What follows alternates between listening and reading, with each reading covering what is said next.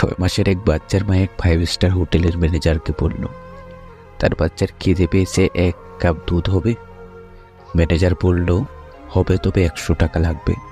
তাই তাকে দিয়ে দিলেন। আবার অনেকক্ষণ গাড়িতে যাওয়ার পর বাচ্চার খিদে পেল। দূরে দেখলো একটা ভাঙা চায়ের দোকান। দোকানের লোকটাকে বলল, 1 কাপ দুধ হবে? লোকটি দুধ দিল। বাচ্চার মা বাচ্চাটিকে খাইয়ে বলল, দুধের দাম কত? চায়ের দোকানি বলল, আমি ওইটুকু বাচ্চার দুধের পয়সা নিই না। যদি রাস্তায় যেতে দুধের প্রয়োজন হয় আমি তাও দিতে পারি, পয়সা লাগবে না। একজন নারীর ব্যাপারে ততটাই বলা উচিত যতটা আপনার বোনের ব্যাপারে শোনার ধৈর্য আছে। এই পৃথিবীর একটা নীতি আছে, স্বার্থ যেখানে শেষ, বদলাপ সেখান থেকেই শুরু। সময় আমাকে একটা শিক্ষা দিয়েছে, পরিচয় সবার সাথে রাখো, তবে সম্পর্ক না। সন্তানের জন্য বেশি বেশি সম্পদ না রেখে সন্তানকে সম্পদ বানিয়ে ফেলুন। একটা কথা ভুলে যাবেন না, মনে রাখবেন, সুশিক্ষিত এবং আদর্শ সন্তানই হলো পৃথিবীর শ্রেষ্ঠ সম্পদ। রাস্তায় পড়ে থাকা কাগজটাও কোনো এক সময় বইয়ের পৃষ্ঠা ছিল, প্রয়োজন শেষ তাই পড়ে রয়েছে রাস্তায়। আমরা সবাই কম বেশি স্বার্থ ছাড়া চলতে গেলেই আপনি ফকির হয়ে যাবেন। দুঃখের সময় কখনো বিশ্বাস হারিয়ে ফেলবেন না। মনে রেখো, সূর্য অস্ত যাওয়ার সময় নিশ্চিত থাকে যে সে আবার উদিত হবে। জীবনে এই 3টে কথা মনে রাখবেন। নাম্বার 1, অতি আনন্দে কাউকে কথা দিও না। নাম্বার 2, রাগের সময় উত্তর দিও না। আর নাম্বার 3, দুঃখের সময় নির্ণয় করো না।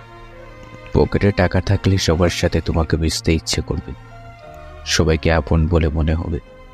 আর টাকা না থাকলেই সবার কাছ থেকে নিজেকে লুকিয়ে রাখতে ইচ্ছে করবে, আপনজনদেরকেও পর বলে মনে হবে। একজন স্ত্রী তার স্বামীকে বলল, তোমার হয় তোমার মাকে ছাড়তে হবে, না হয় আমাকে। এবার তুমি বলো কাকে ছাড়বে?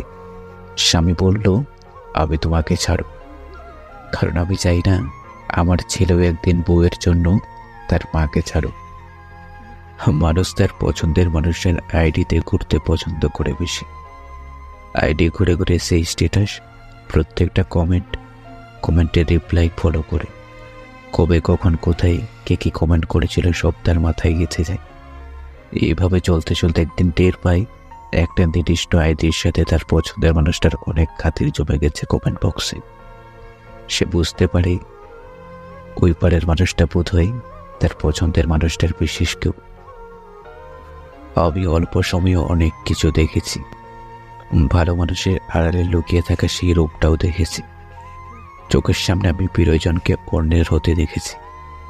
রাতের পর রাত যার জন্য কষ্ট পেয়েছি তাকে অন্যের সাথে প্রেমের গল্প করতে দেখেছি। যাদের অনেক বিশ্বাস করতাম তারা কিভাবে ধোঁকা দেয় সেটাও দেখেছি।